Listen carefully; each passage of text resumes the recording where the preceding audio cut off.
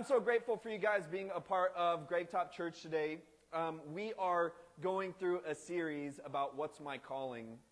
And this whole month, we're unpacking really the details, kind of like the walkthroughs of trying to find our purposes in God, in our faith. And when it comes to our dreams and aspirations, I think that many of us, we almost want that like gold trophy without always necessarily running the race to earn it.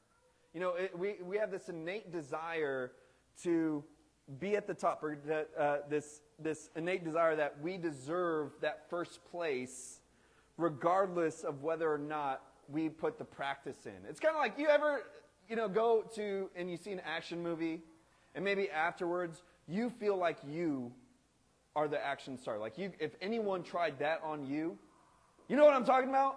And you just feel like you would just know, and it would just come to you, and you would be able to beat up anybody that tried to come at you or say something. If someone even just said something wrong to your wife right then, like, excuse me, you'd be like, oh no, you just picked the wrong day, Buster.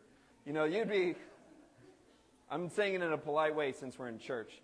But and it's almost like we have this idea that we would win even though we didn't practice. And I think that it's this innate desire that we recognize that we have some sort of destiny. We have some sort of purpose inside of us. And this idea that without needing to train or practice or push through the process it takes to get there, it's just not real. That at the end of the day, the truth is, while we are all created with this God-given value and we're designed for meaningful purpose, the depth of our calling is determined by the depth of our faithfulness. And in other words, your growth and your effectiveness in your calling is connected to your willingness to show up and to put in the work, to stay consistent, especially in the small things. And today, our title is Faithful with Little. And we're going to unpack the parable of the talents to better understand what it means to be faithful with your calling. And we're going to start by examining the danger of doing nothing with what God has given you. And then we're going to look at how to recognize your unique talents in areas of purpose and how to develop them with diligence. At the end, we're going to close by talking about how to walk in humble confidence as we grow in our calling, stepping out of that imposter syndrome all of us deal with and aligning ourselves with that calling. And it's important for us to talk about these kinds of things because we either try to skip the necessary steps or we try to rush through them too quickly. And it's, I do a lot of recovery work where I'll go to different recovery centers, and my goal is to help people to connect to God in their recovery journey. And the thing about recovery ministry is that you often have a lot of steps that you have to work with. Even just like with AA, like just the 12 steps, like can take a long time. And sometimes you'll get in this mindset where you just kind of want to check them off. You want to just go through the next step and go like, okay, I got it. What's next? But for us to really take a breath and understand that this is not something we can race through. Like when you're talking about, like, think about this idea of your calling, this value, this purpose driven in your heart. Is it really something that we could just easily go through as if it's like taking a trip to the grocery store? You're just trying to pack as much stuff and get out of there quick? When I go with my kids, it's a lot, trying to get through it fast. We have to really understand that there's purpose found in the process. And when we learn to value the small beginnings, the hidden seasons, and even the quiet opportunities to grow, we set ourselves up for lasting fruits and a God-honoring impact. So that being said, I want us to start by going through the whole story of this parable that we're focusing on today. And I want to go through all of it and then come back and kind of break it down. So it starts off. There we go. Oh. In Matthew 25:14 through 30, and it says, "Again, the kingdom of heaven can be illustrated by the story of a man going on a long trip. He called together his servants and entrusted his money to them while he was gone. He gave 5 bags of silver to one, 2 bags of silver to another, and 1 bag of silver to the last.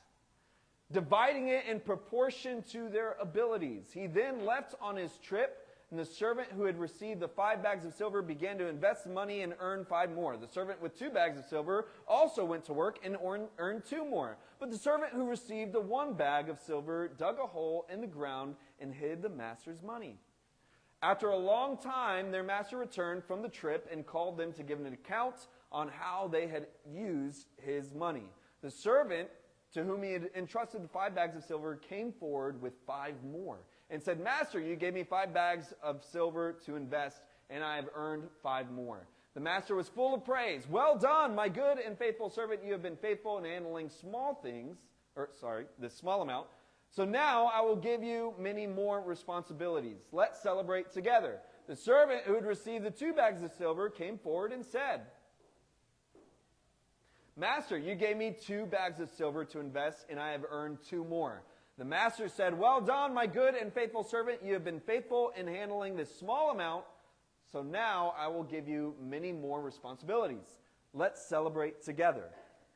Then the servant with the 1 bag of silver came and said, Master, I knew you were a harsh man, harvesting crops you didn't plant and gathering crops you didn't cultivate. I was afraid I would lose your money, so I hid it in the earth. Look, here is your money back.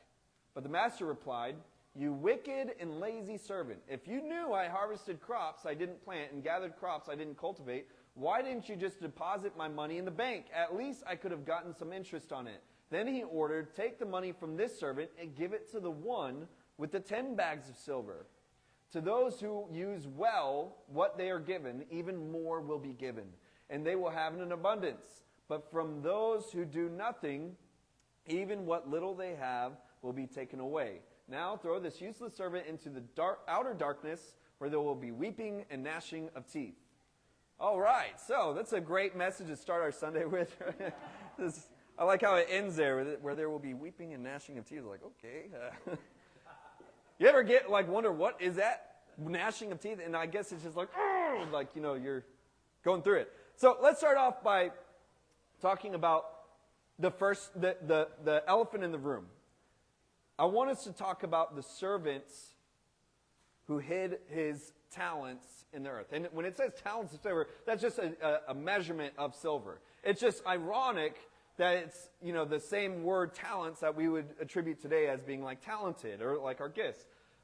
I want us to understand this concept. Don't let insecurity keep you out of your calling.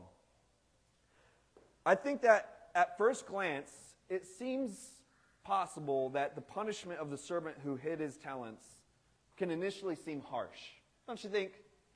It's like, what's the big deal? He's just, he didn't know what to do, right? But when we look deeper, I think that we can realize that it isn't as much about this person having a fear of failure. It's about responsibility and stewardship. And if we're honest, all of us has played this kind of role before of this servant at some point in our lives, to where we hid ourselves from our responsibilities. I think that's also important. As we unpack this, we should really understand that and remember that this is a parable Jesus is using. His parable, the whole point of a parable is a story that emphasizes a lesson. And Jesus often spoke in hyperboles, meaning that he would use exaggerations in order to make it a point. So, for example, when Jesus says, if your hand causes you to sin, cut it off, so that you don't enter in the eternal damnation with 2 hands, but enter into heaven with 1. He's not actually telling us to cut off our hands. He's not telling us to maim ourselves or to cause self-harm, but he's trying to make a point about emphasizing the eternal weight of our choices. It's a hyperbole. And in the same way that Jesus is confronting us in this moment with this sobering truth about how we treat what God has entrusted with us. So now let's break down the servant's mistakes, and I think that we can kind of break it down in 3 parts. Number 1 is he initially accepted the responsibility. I think that we should really take that into consideration. He accepted the responsibility when he received this valuable thing, and he didn't reject the opportunity. He didn't say, no, thank you, I don't think I'll be able to do it, but he accepted it, and with that acceptance, came a responsibility connected to it, a stewardship, an accountability to that acceptance. And I think that it speaks to us of whether we make intentional choices or implied roles. So an intentional choice would be like, say you apply to a job. You are intentionally saying, I want this responsibility, and it is you saying it's this intentional choice, right? Then there's other choices that we make that are almost like passive, but they have implied responsibilities, like that of being a parent. Whether we ask for it or not, sometimes things happen, and we're just a parent now, and we have assumed responsibility. There's this implied accountability to our new role. But even consider just friendships. I mean, there's responsibility connected to the stewardship of our friendships. Is there not? You think about good friends, it's those who stewarded your friendship well. You think about those dirtbag friends, it's those who treated it as it was invaluable, that was not valuable to you. And so we see these implied roles all throughout our lives. It's inescapable. We have these things that we are entrusted with to be stewards over. And it becomes a part of our calling. These different roles that whether we intentionally took it or passively took it, they come with expectations. Whether it's that career, that job, whether it's school, whether it's being a parent, whether it's being a friend, whether it's being a family member, there's this expectation that we have to respect and understand that just goes with the nature of it. And Jesus isn't painting this servant as someone who simply just failed because he tried and fell short.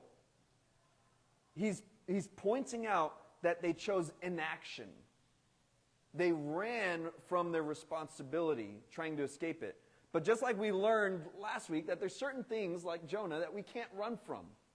There's certain responsibilities that regardless of what we choose to do, they have impact on our lives and others. And in doing so, this servant failed to honor the value of what he had been given. So when we really unpack, the background to this, we can see that this punishment starts making more sense. Or the consequence, the reaction to what he chose not to do. And it may sound heavy at first, but it's meant to encourage an awareness. That's what Jesus is trying to do. Encourage this awareness, not fear, before we step into anything that God is calling us to do. That we should consider and count the costs and then commit with intentionality, knowing that there's expectations that follow these responsibilities. Y'all feel what I'm saying? So now let's go into what he does. And that is that he hid this talent. He hid what he was given. Instead of using what he had, he buried it. And his reasons, they could sound familiar. Maybe it was, I wasn't sure if I could really do it, so he hid. I didn't feel ready, so he hid. What if I fail? So he hid. We could go through all the different reasons of why we might hide ourselves from these responsibilities, but the parable reveals that underneath whatever excuses we may make, that there's three common roots. And that is either passivity, we just don't feel like the work. Insecurity, we feel like we're not qualified for the work. Or even bitterness, to where we refuse to do the work out of spite. Regardless of what the reasons are, these reasons may sound reasonable. I don't want to make it sound like I'm just this meanie saying like, no excuses, sit down, shut up. No. These excuses might sound reasonable. They could be understandable, but they aren't excusable. If you consider, just consider like a classic role of that of a father. If we could break down, say, like a really sympathetic story of a father that just, he left his family, he left his kids because he really just felt insecure in his role, and he felt like it was too much weight on him, and maybe he didn't have his dad growing up, and we could really paint this imagery of a reasonable and understanding motive of which he left his responsibilities. While they could be reasonable, they are still inexcusable to abandoning the child. Y'all feel what I'm saying? Regardless, you talk to anybody that didn't grow up with one of their parents, and you will find very quickly how it's inexcusable because they're being deprived of something that every child needs. And so again, unpacking that when we step into these roles, we are saying yes, whether it's passive or intentional. And hiding ourselves doesn't protect us. It slowly detaches us from the purposes that we're created for. And we all have these moments when we want to shrink back or even just question, maybe I'm not good enough for this. That's why we have to bring these doubts. We should bring these struggles before God and before other trusted people, before friends and anybody that we could trust with the insecurities of our heart or the fears of our lives that we could talk about. Because when you're able to talk about it, when you're able to be transparent, you're able to find victory even if you're afraid. And that's how that strength is able to build within yourself, where you can break out of that insecurity, break out of that imposter syndrome. That's how growth is able to happen. Sometimes we need somebody to encourage us in the thing that we feel too intimidated to do. And it's only in silence that lie begins to grow. That lie, whatever it is, maybe it's as simple as you're not enough. And that lie builds in silence. But when we expose it to the light with God, with people, we're able to replace that lie with truth. Y'all dig what I'm saying? The third thing that this servant does is that he blames his master for what happened. In the end, the servant, he doesn't own his inaction. See, we often think that there's a choice to do the right thing or the wrong thing, but even the choice to do nothing is a choice in itself. And he attempts to shift the blame onto the person who the responsibilities came from. I knew you were a harsh man, so I buried it. If you knew I was a harsh man, why did you accept it in the first place? See, it can sound the same. Maybe it's something like, because I didn't have support, because my life was too hard, because no one recognized my gifts. See, we can actually sound very similar to this servant. Everyone can find a reason of why they can't. But only those who choose to walk in their calling despite their can'ts, despite their obstacles, end up finding that fulfillment within their calling. You know, even just as a pastor, like a common thing amongst pastors, especially small church pastors, when there's discussions in open forum, whether it's like a network, even just a Facebook group, usually what small church pastors will say is, well, it's because blank that our church won't grow. And it's the same way as this servant here. It's because our people won't volunteer. Our people don't attend all the time. And it's like all these reasons of why it's someone else's fault. Well, our town, our city is just not very spiritual. Our town is not this or that. And it's always placing the blame on others. Well, at the end of the day, you don't see successful churches or bigger churches make those kind of complaints. Because when they see obstacles, they find out how to overcome them. I'm using this this is imagery for me. I'm trying to relate to you guys that in the same way, consider whatever it is for you of what you feel like is an obstacle in front of you, to consider that is not a good enough obstacle to stop somebody who is succeeding at what you want to do. Even if it's just being a good dad, a good mom. Everyone has a moment where they say, yeah, but my kids, they're crazy.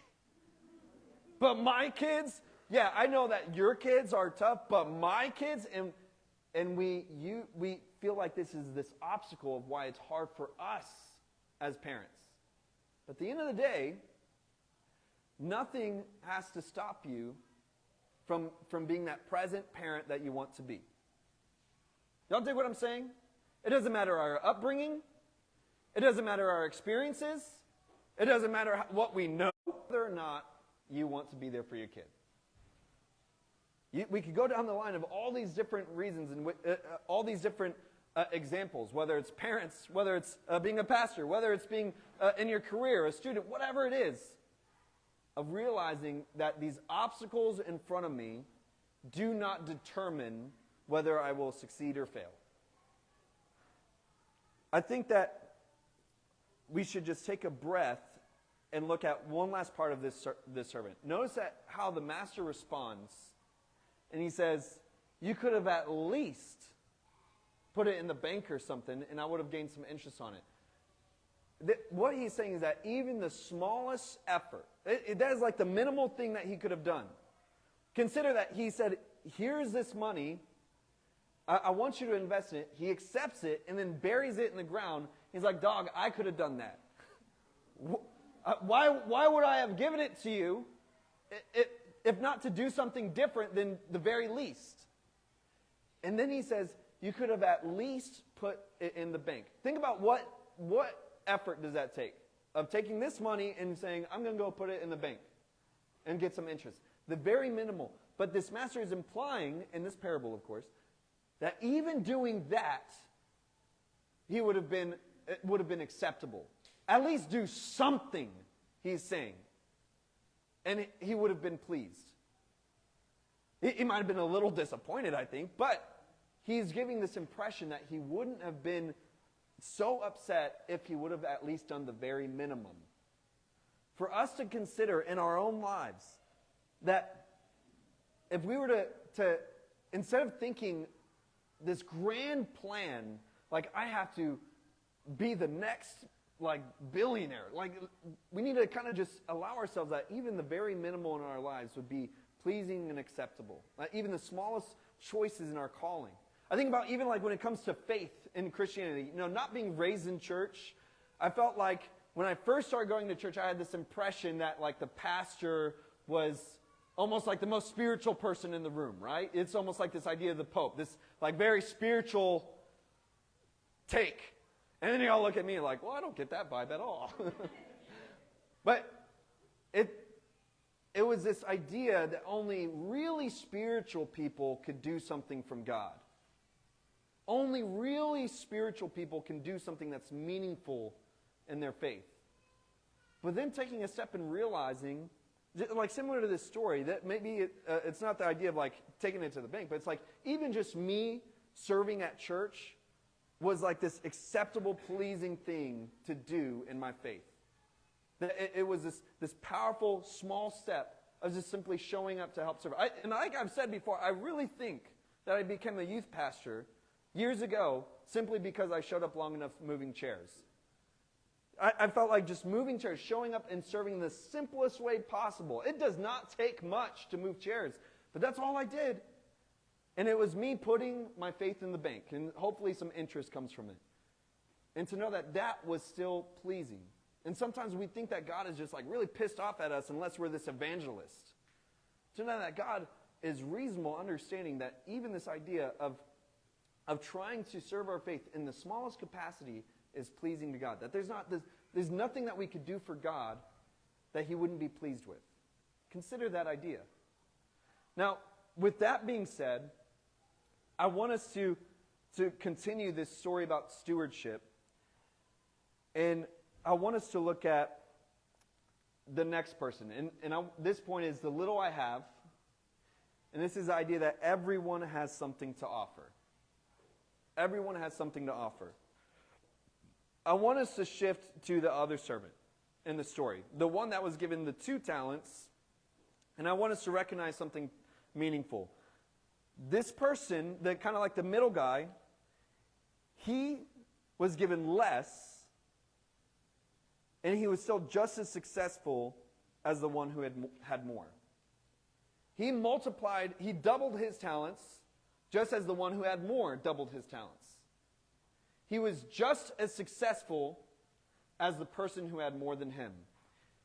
There's no mention of him comparing himself to the one like, why does he get 5? He doesn't have complaints. He doesn't compare. He simply used what he was given, and that was enough.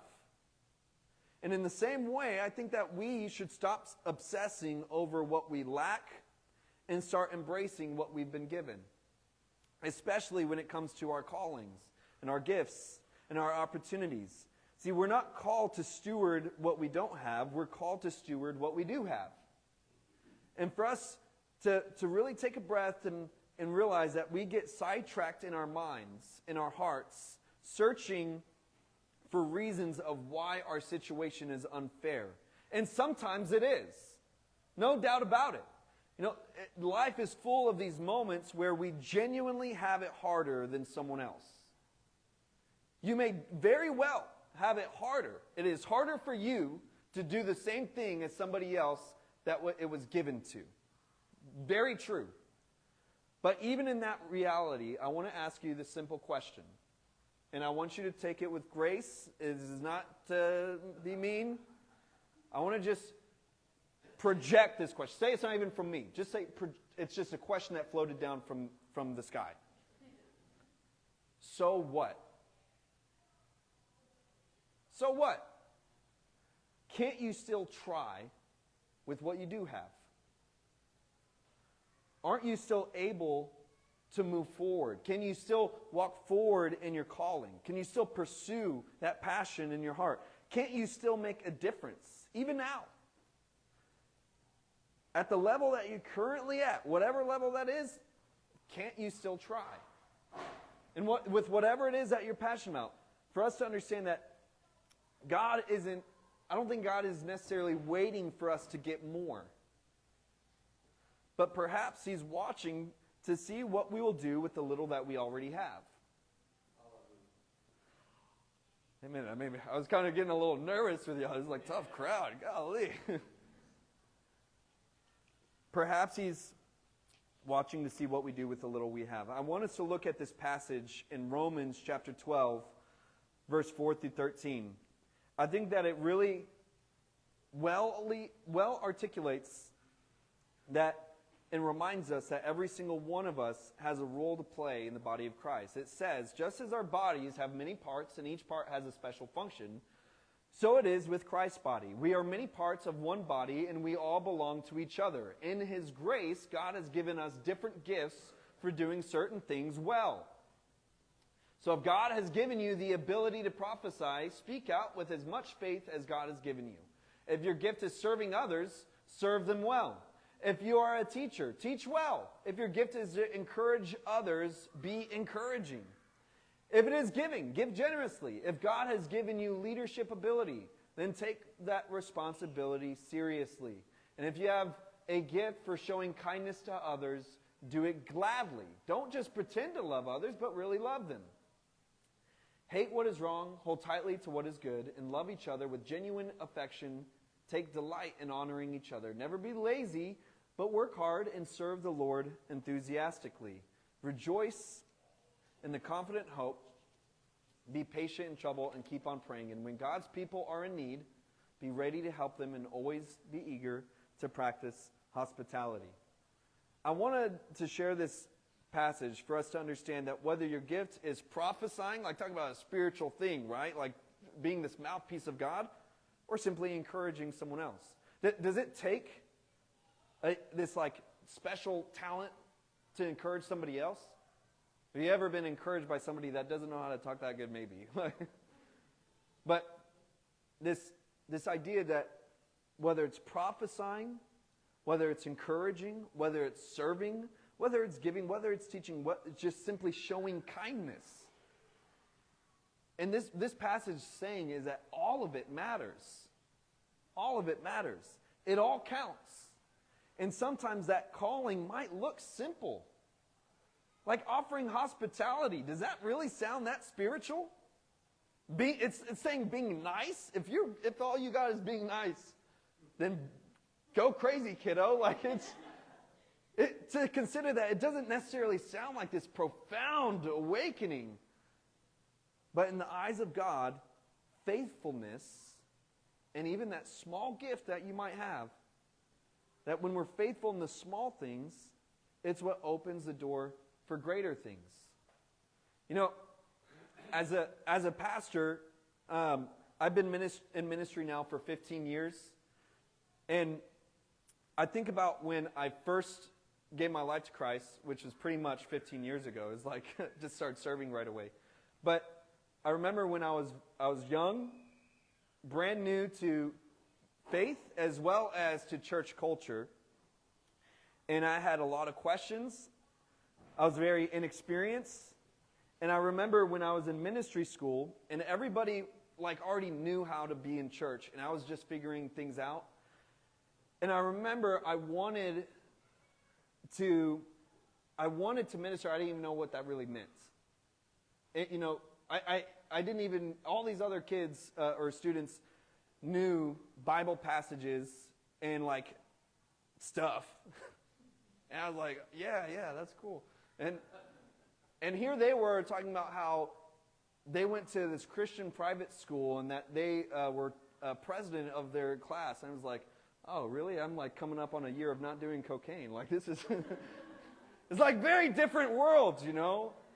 And I remember when there was this simple moment where I wanted to be used by God. I wanted to step into a calling of whatever it is, and I wanted to try to help others. And I remember making this very sincere prayer, and I was on my knees in my room, and I said, God, just trust me with one person.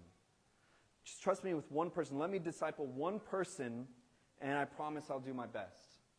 And it was a sincere prayer to where I wanted to just make a difference in one person's life. And that person ended up being this 6th grader named Minor. His name was Minor. He was also a minor, but his name was Minor. And I remember I realized very quickly that this kid just became attached to me, you know? And I realized very quickly that I didn't really know what it meant to disciple someone. I was actually really clueless. And as much as I kept trying to, do what I thought was right, and I was very clueless at how to do that. All I knew is that I was trying. And he kept calling me too, to the point where I did not know why he kept calling me. And I felt really overwhelmed and unqualified to be this young mentor to a 6th grader. When you think about in the grand scheme of things, I want you to imagine feeling nervous of trying to help a 6th grader know about life. Do you really think that it takes that much grand lectures? Talk about a 6th grader, you know? But I was so overwhelmed. I was like, oh, I don't know what to tell him. I don't know how to answer this. I don't know how to do that. But because I kept showing up, I kept growing. And because I kept growing, I feel like there was more that was entrusted to me. Y'all dig what I'm trying to say? And there's not necessarily a point where oh my gosh, I've arrived. I figured it all out, guys. Listen to me. No, but because, again, I'm talking about for my callings, for ministry, because I was willing to show up even though I wasn't 100% ready, I feel like more things were able to happen compared to if I were to shrink back and say I'm not ready. I don't think any of us are necessarily ever ready. Those of y'all who are parents, think about were you really ready to be a parent? I remember years before I ever had kids, I thought I was ready to be a parent. I was like, I don't know what these parents are freaking out about. This is easy. You just do this and that. You just say no. What's so hard about it? No, I'm not going to let my kids have candy. What are you talking about? I was dead wrong. I was not prepared to be a parent. I wasn't prepared to be a husband. I wasn't prepared for any of the roles that are meaningful to my life. But I think that as we realize, none of what we desire could really happen until we learn to be faithful with the little that we're given. To simply start. And if we want God to entrust us with more, we have to prove faithful with what we've already got. And I feel like you may you may feel like your gifts or your season may feel small or insignificant. But it's not about the size, it's about the stewardship. Oh, God. I'm telling myself not to make a joke. Y'all tell Lauren that I refrained, okay? For each of us to understand that you have something to offer, it may not feel significant right now, but it is yours. It may not feel grand, but it is yours. And when you use it with faithfulness, God will multiply it in ways that you've never really imagined. And that leads us to our last point, which is you'd be surprised at the results if you would just try. And I want us to shift our focus to the third servant who heard the words that we all long to hear, and that is, well done, good and faithful servant. Not only did he receive this affirmation, this praise for what he had done, but he was also surprised by what came next. Give this servant even more. He was given even more than what he was already blessed with. And it wasn't just this reward, but it was this deeper level of trust. To think that one servant lost that level of trust, and what was taken from him was entrusted to somebody else, to this guy. And because of his faithfulness, he was entrusted with greater responsibilities. He was trusted with greater opportunities. And that's what faithfulness does, is that it positions us to those next moments. Those moments that we're yearning for, the moments that we don't even expect. And I think that many of us want that moment, but we hope all that our efforts, our prayers, our stages of obedience will lead us to some type of breakthrough. But we're often held back by something very real, and that is the imposter syndrome. That imposter syndrome. That nagging voice that says, you're not ready, you're not good enough. One day everyone's going to figure out that you don't know what you're doing. Anyone ever think like that? Just me? One day everyone's going to find out you have no idea how to be a parent. You have no idea how to be a pastor. Maybe that one's for me.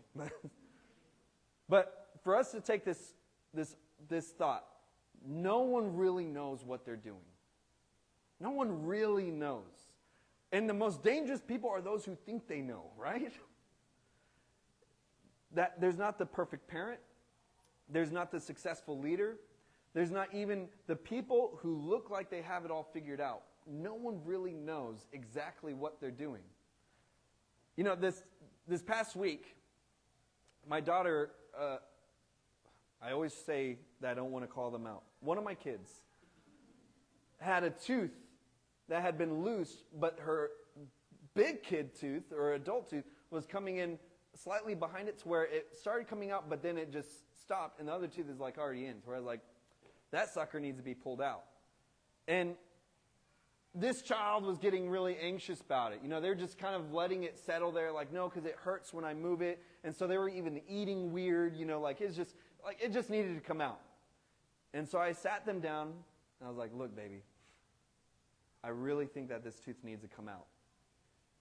And I can help you. How about, and I try to encourage them, and I said, how about I give you $1? If you let me. And on top of that, the tooth fairy is going to come. And yes, we tell them that there's a tooth fairy. We don't care. We want them to have wonder, okay? One day they're going to figure out about taxes and stuff, okay? Their whole world is going to be crushed. Let them have this.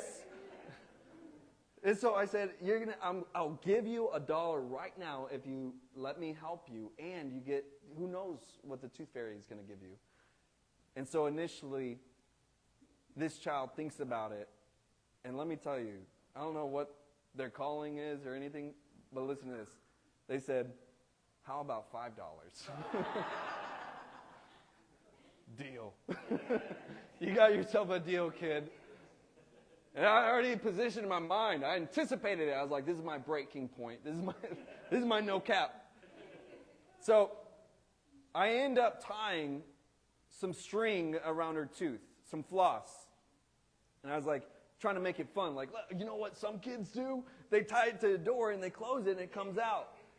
And I was trying to hype this kid up, and they're like, yeah, let's do it. But then when it came down to it, they got really nervous. As soon as I tied the final knot onto the door, and they saw the string connect to the door, they started to play it out. And they're like, I don't think I want to do this after all. And I was like there with the door, like, you sure? Like, I'm going to give you $5. And you know what they said? What about 10? I was like, nope. You're maxed out, kiddo. And I was contemplating for the next 45 minutes as I was trying to reassure them that this is the best thing to do, but I also was confused, like, well, I don't want to like make this core memory to where I just did it without telling them, and what they despise me the rest of their life because then now they don't trust me. And I was like, trying to think, like, is this really the right thing to do? Like, what, did I tie it on the right tooth? What if I did the wrong tooth?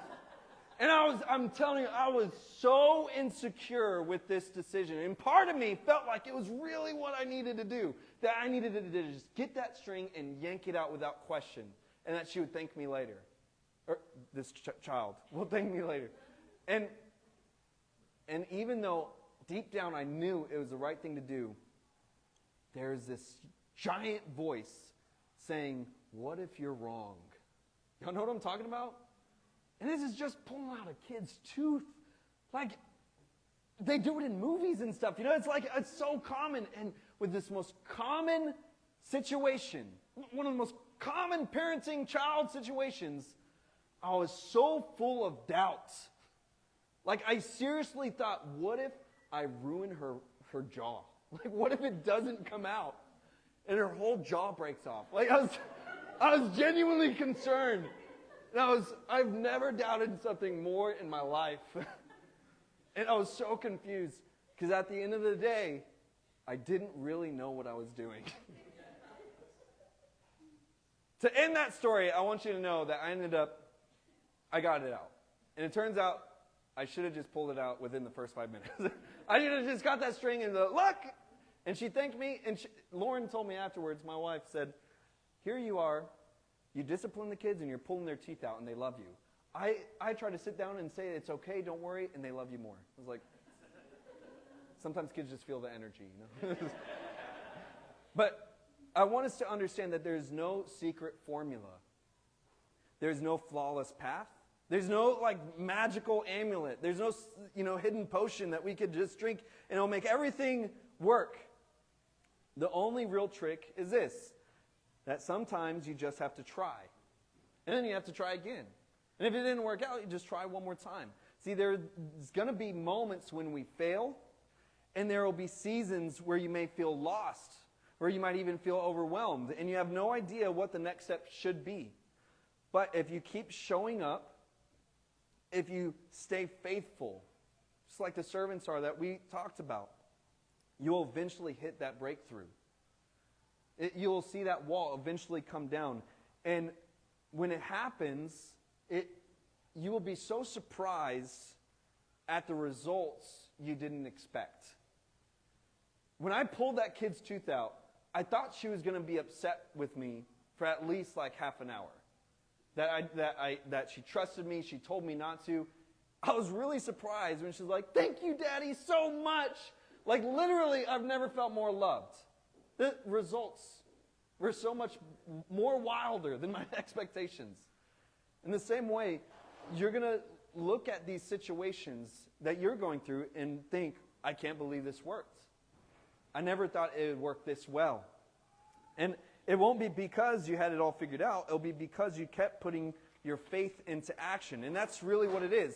Faith in action. All that really is trying. Believing that you should and going forth. It's not perfection. It's not certainty. It's not waiting until everything feels just right, just perfect.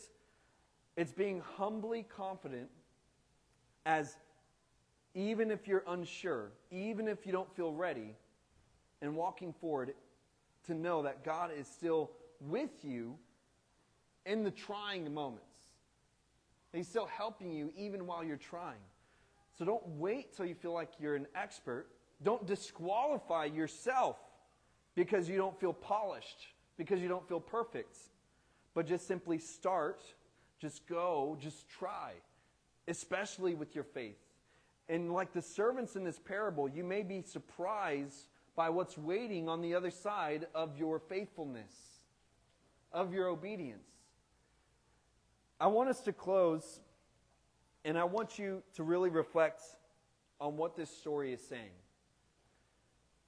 Not just as a story Jesus told, but even as a mirror in your life. A mirror of what faithfulness could look like. And I think that in regard to our faith, especially with our faith, we hide those talents. We hide our faith because we don't want to be a hypocrite. We don't want to be proven as this imposter. At the end of the day, we're all just trying. Not one single one of us is perfect. When it comes to our faith, you should not be so convinced that you're not good enough. Especially when it comes to sharing your faith with others. And today, I really believe that God is trying to remind us that our life itself, just life itself, is a gift. And it's this gift that we are called to steward. Not in fear, but in faith. I believe that we can't really walk in our purposes until we're walking with the one who gave us that purpose. And sometimes the very first step isn't necessarily trying harder, it's surrendering. Surrendering our life, surrendering our past, surrendering our fears, surrendering our gifts, and even surrendering our future. Surrendering it to Christ and trusting our Creator, trusting our Savior. I don't really believe that Jesus wants us to just do our best. He wants us. Just us. He wants you.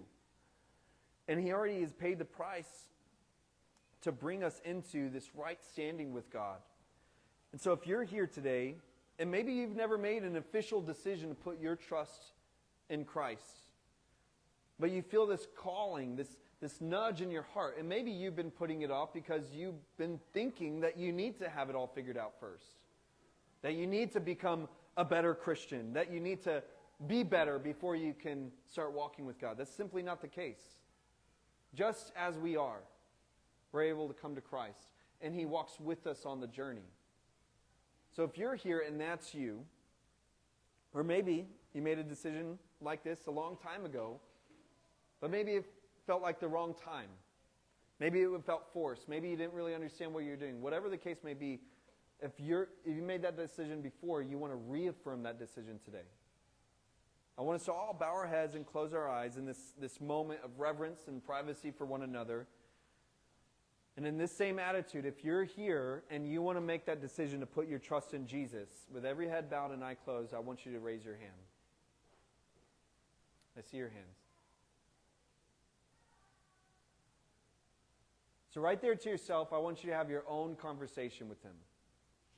The Bible says in the book of Romans that if you believe in your heart and confess with your mouth that Jesus is who He says He is, surely you shall be saved. What it's saying is, if you have a genuine heart and talk to Him yourself, that's all it takes to start this journey and relationship with Him. You don't need me to lead you through some pretty prayer, but you can talk to Him yourself. In fact, I believe that God prefers it that way. So go ahead and take a moment to do that. And while they're doing that, for the rest of you here, if you feel like this was a message you needed to hear today, you realize that God is calling you, and that maybe you've even felt like this is that billboard sign you needed to see to step forward. Maybe you felt like it was just this encouragement you needed today. Whatever the case may be, if you feel like this message was for you today, with every head still bowed and eye closed, I want you to raise your hand. I see all your hands. So now I'm going to pray for you. Holy Spirit, I pray that you finish what you started in each person's life. that you reaffirm your calling, that you encourage your people, that you make them sensitive to your voice, and that you help them to see themselves and their callings the way that you do. And that they would feel inspired to move forward, inspired to accept the trust that you've strengthened them in their journey. In Jesus' name, amen. Thank you for being a part of the Gravetop Church online community. I hope that today's message inspired you and that it made a difference in your life. If you'd like to connect with our church or if you'd like to donate towards our mission, all you have to do is go to gravetopchurch.com and find the Ways to Connect tab or the Donate tab. Either way, I'm so grateful for you being a part of today. Until next time, have a great life.